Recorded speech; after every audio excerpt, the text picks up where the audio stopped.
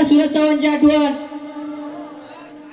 बोला, जोरदार टाळ्या होऊन जाऊ दे यांच्यासाठी. तर आता भारतीय राज्यघटनेचे शिल्पकार डॉक्टर बाबासाहेब आंबेडकर यांच्या पत्नी रमाई यांनी जगाला समतेचा आणि शांततेचा मार्ग दाखवला. असा त्यांच्या जीवनावर एक नृत्य सादर करण्यासाठी येत आहे आपल्या हायस्कूलचा संकेत जाधव. तो जोरदार टाळ्या होऊन जाऊ द्या.